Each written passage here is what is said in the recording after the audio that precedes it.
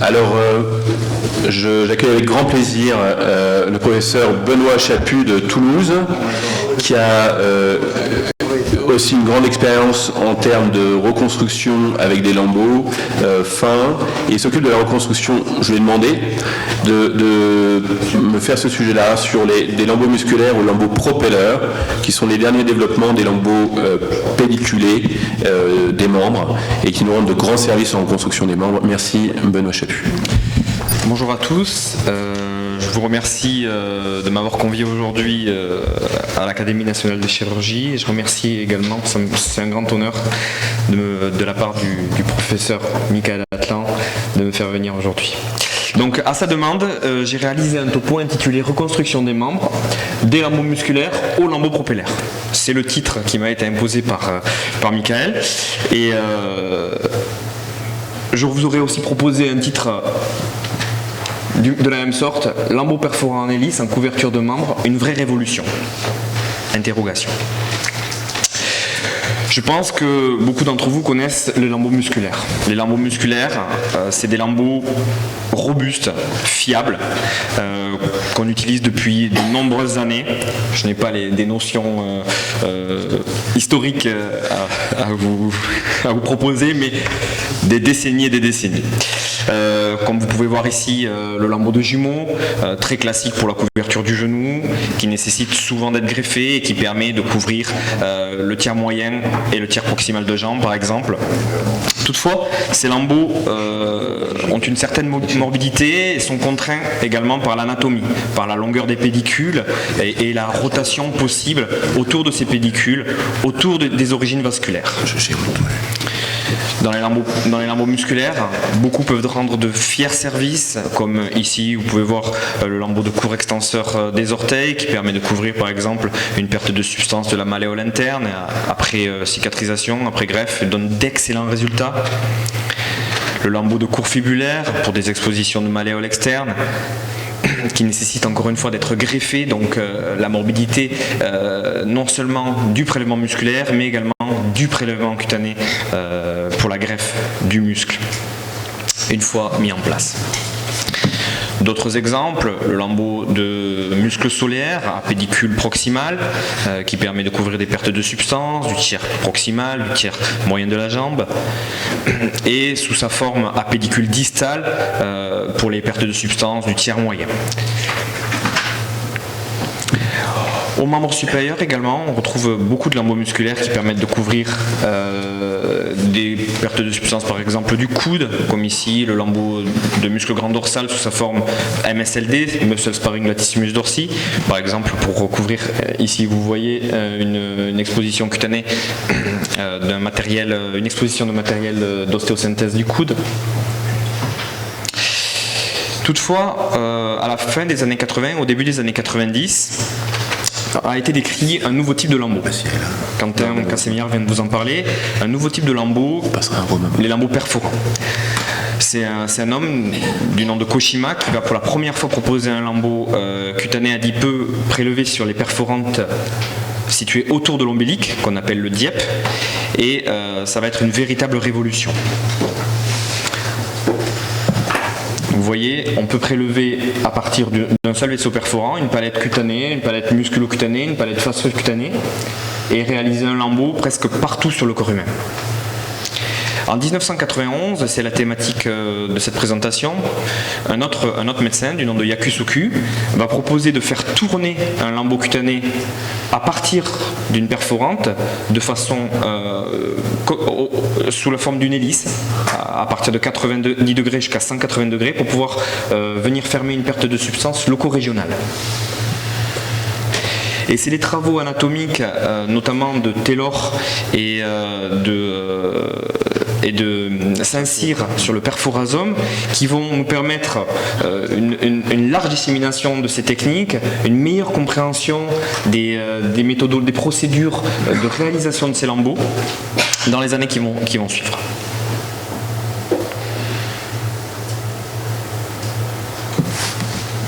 Donc là vous voyez, une fois que la perforante est sélectionnée, Je vais vous expliquer un petit peu comment ça se passe. Une fois que la perforante est sélectionnée, le lambeau peut être levé et puis on va pouvoir le faire tourner sur lui-même de manière à venir, à partir de 90 degrés jusqu'à 180 degrés, de manière à venir fermer, de manière à venir couvrir une perte de substance loco-régionale. Je dis loco-régionale parce que ces lambeaux ont des capacités de couverture qui restent loco-régionales. On ne peut pas les mettre à des distances comme par exemple les lambeaux libres. Donc, comme toute innovation, nos débuts dans ce type de lambeaux peuvent très bien se passer. Donc voilà, par exemple, il y a quelques années, quand j'ai commencé à faire ce type de lambeau, un lambeau qu'on appelle tibial postérieur, donc basé sur les perforantes de l'artère tibiale postérieure. On va, pour une paire de substances de la malléole interne, on va prélever le lambeau sur la face interne de jambe, puis on va le faire tourner à 180 degrés avec un relativement bon résultat, à la manière d'une hélice. Je vous montre un peu comment ça se passe. Le lambeau est levé. Donc on peut le lever dans différents plans. On peut le lever plus ou moins fin en fonction de la perte de substance. On peut le lever en suprafacial ou en sous-facial, en fonction de son expérience, en fonction aussi du terrain du patient. Et l'objectif, c'est d'être auto-fermant, d'engendrer la moindre morbidité possible pour le site donneur. Mais les débuts, ça peut être aussi difficile quand on met en place une technique innovante dans un service. Une technique, quand je dis innovante, c'est parce que même si elle a été décrite dans les années 90, le temps qu'elle arrive en France et qu'elle se mette en place en Europe, on arrive au début, voire au milieu des années 2000. Hein. Donc là, vous voyez, c'est une des problématiques majeures de ce lambeau. Ce type de lambeaux, qui vont tourner sur eux-mêmes, vont être à l'origine d'une contrainte au niveau des veines qui accompagnent le pédicule artério-veineux. D'accord ? Des perforantes qui sont relativement courtes. Et donc, quand on va le faire tourner sur lui-même, les veines vont être partiellement occluses, vont être contraintes, vont être twistées et vont être partiellement occluses. Donc, le retour veineux va se faire de façon moins optimale que par exemple pour un lambeau libre où on prélève le vaisseau et on va le brancher à distance. Donc là vous voyez, on peut avoir des problèmes de congestion veineuse et de nécrose distale plus ou moins fréquents qui peuvent être à l'origine d'échecs de couverture. C'est-à-dire que si malheureusement la zone qui va nécroser est celle d'intérêt à couvrir, eh bien, on a un échec de couverture. On est obligé de s'orienter vers une autre technique de reconstruction. Et ça, c'est la problématique de ces lambeaux. Surtout au début, quand on maîtrise mal les procédures chirurgicales, on a beaucoup de complications. Au moins au début, 25 à 30%. Et donc, petit à petit, il va falloir améliorer notre geste, mieux disséquer les vaisseaux de manière à ce que, lors du twist, il soit moins gêné, qu'il y ait moins de contraintes, aller jusqu'au vaisseau source, les décoller et les libérer. Il faut comprendre aussi que le perforasome, c'est-à-dire l'aire de perfusion artérielle et veineuse autorisée par une perforante, elle est dynamique. C'est-à-dire que, comme vous a expliqué Quentin tout à l'heure, c'est pas si simple de définir la zone qui va pouvoir être perfusée. Alors en aigu, c'est-à-dire avant le twist, mais aussi 1 heure après et 24-48 heures après aussi, parce que le lambeau va gonfler, les contraintes sur les veines vont augmenter, le twist va bloquer le retour veineux, et donc 1 heure après il peut être très bien, 6 heures après il peut être très bien, et dans la nuit, malheureusement, il peut commencer à gonfler, devenir veineux, et c'est un échec. Donc c'est beaucoup plus complexe que ce qu'on pense en termes d'élaboration du planning opératoire. Parce que non seulement il faut avoir imaginé la perfusion cutanée artérielle, et ça c'est assez simple avec le temps parce qu'on sait qu'une perforante donnée va pouvoir nous donner un lambeau, va pouvoir nous vasculariser un lambeau de 15 à 20 cm de long. Par contre, en fonction des comorbidités du patient, en fonction du twist qu'on va appliquer, en fonction des contraintes de suture, en fonction de l'indication chirurgicale, on va se retrouver avec un retour veineux, un perforasome veineux, qui ne va pas être calcable au perforasome artériel. Et à ce moment-là, on est toujours dans la problématique quelle surface de palette cutanée on peut prélever. Est-ce qu'on peut, comme ici, prélever une palette cutanée de 250 cm3 sur une perforante géniculaire? Ça, c'est difficile à dire. Donc pour ça, il faut se baser sur les publications. on regarde, on lit beaucoup, on voit si d'autres l'ont déjà fait. Il faut se baser sur notre expérience personnelle, savoir si on a déjà été en échec, on réfléchit pourquoi, on réessaye de manière à savoir si l'aire de perfusion est réalisable. Il y a d'autres problèmes. L'autre problème, c'est aussi de savoir où sont les perforantes. Parce qu'au début, on ne maîtrise pas forcément tous les outils d'imagerie et on va se baser sur ce qu'on appelle les clusters. C'est-à-dire que statistiquement, les études anatomiques nous ont permis de définir des zones où les perforantes sont situées de façon fréquente. D'accord ? C'est-à-dire, par exemple, vous prenez l'artère tibiale postérieure et vous voyez qu'il y a trois clusters. C'est-à-dire 3 zones électives où les perforantes seront là de façon quasi systématique. Au niveau de la tibiale antérieure aussi, au niveau de la fibulaire. Par contre, on va se retrouver parfois à disséquer et on ne retrouve pas la perforante. Donc c'est pourquoi il faut fiabiliser notre geste, il faut apprendre, en même temps que l'innovation, il faut apprendre à maîtriser les outils d'imagerie. Donc on a appris à maîtriser le Doppler, on a appris à maîtriser l'écho-Doppler pour parfaitement localiser notre perforante, savoir son trajet, savoir si elle est septocutanée, musculocutanée, son orientation pour fiabiliser et réussir, d'avoir moins d'échecs de couverture chez nos patients. À partir de ce moment-là, on se rend compte que, en considérant toutes les perforantes qu'il y a sur le corps humain, 400 à 500, les possibilités deviennent infinies. Alors qu'avec les lambeaux musculaires, on était vraiment contraint par rapport à l'anatomie. On était vraiment contraint par rapport à l'anatomie, la longueur des pédicules, les vaisseaux sources. Là, on pourrait faire tout ce qu'on veut. Et ça a été le virage propellaire, c'est-à-dire qu'on s'est mis à en faire un peu partout, face, tronc, membres. Sincèrement, rien n'est irréalisable. Mais par contre, plus on en faisait et plus on se disait, bon, on n'arrive pas à descendre en dessous de 10% de congestion veineuse, d'échec. Et donc on est retourné faire le tour de la littérature, on est retourné chercher comment fiabiliser notre procédure, définir les indications pour lesquelles ce lambeau aurait un intérêt, définir les facteurs de risque des patients chez lesquels il fallait mieux éviter ce type de lambeau, d'accord ? À l'aide de méta-analyses, à l'aide de travaux sur la littérature. Également, les comparer aux séries de patients qu'on avait déjà réalisées, soit avec les lambeaux musculaires, soit avec les lambeaux libres. Savoir si on était, en termes de fiabilité, si on était bon, ou si on n'était pas comparable et qu'il fallait mieux qu'on arrête. Donc on s'est rendu compte que non, on pouvait avoir une fiabilité qui s'approchait des lambeaux libres, une fiabilité qui s'approchait des lambeaux musculaires, mais que ça entraînait d'autres problématiques, principalement des problématiques de surveillance, les 48 premières heures par les infirmières, des problématiques de reprise au bloc opératoire parfois, pour congestion, pour détwister le lambeau. Également, il a fallu innover pour chercher des procédures qui nous permettaient de fiabiliser notre geste chez des patients un peu fragiles. Donc on a adapté les techniques de delayed, c'est-à-dire d'autonomisation d'un lambeau. Je pense que beaucoup d'entre vous connaissent ça, c'est-à-dire c'est le fait de lever un lambeau et d'attendre de voir s'il y a une zone nécrose avant de le mettre en place. Avant de faire l'exérèse d'une lésion, par exemple, tumorale, lever un lambeau, puis le tourner que quelques jours plus tard. Mais par exemple, on s'est mis à faire ça sur les lambeaux en hélice. Bon, alors les contraintes sont un peu différentes parce qu'au bout de 48 heures déjà on a du mal à les tourner. Il faut le faire assez rapidement parce que la perforante gonfle, l'œdème dans les tissus se met en place et le twist n'est plus réalisable. Aussi, pour fiabiliser notre geste, on a développé des procédures de supercharging, c'est-à-dire c'est le fait d'aller inclure une veine dans notre lambeau de manière à pouvoir la rebrancher à distance. D'accord ? C'est des procédures qui existaient déjà, mais on a essayé de les adapter au lambeau perforant en hélice, surtout au niveau de la jambe.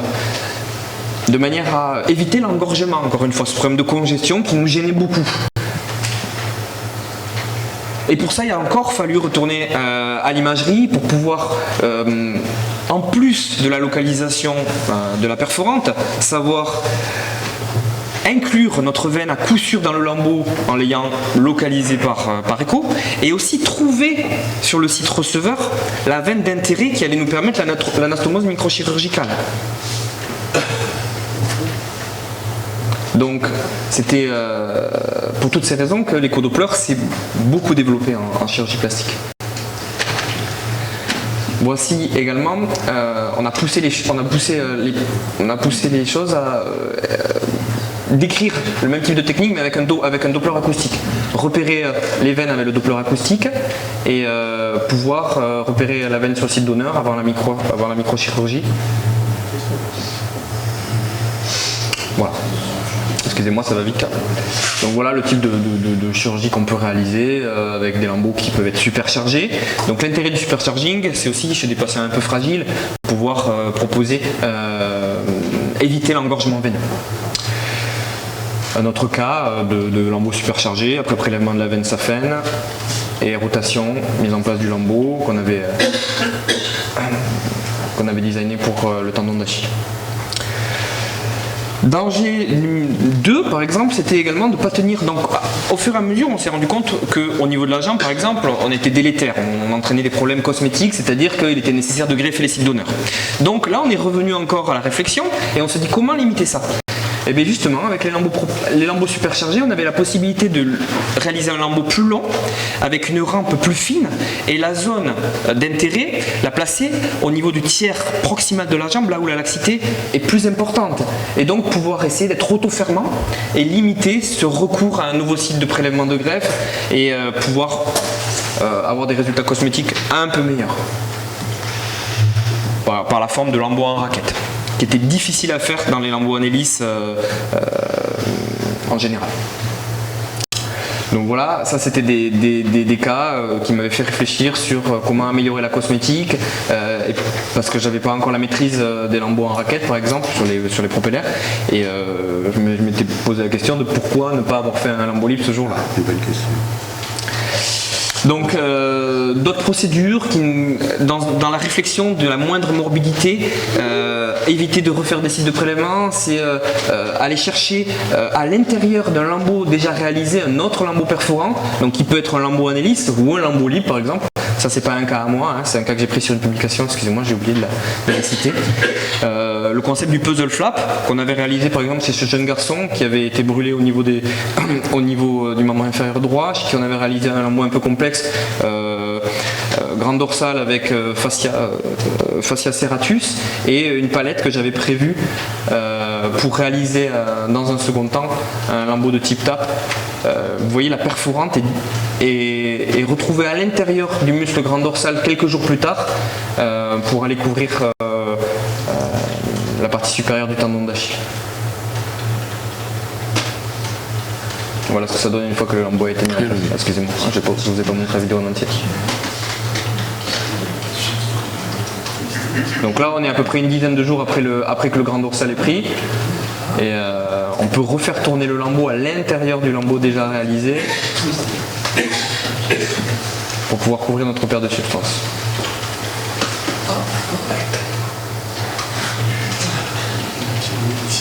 Et l'autre partie a été enlevée.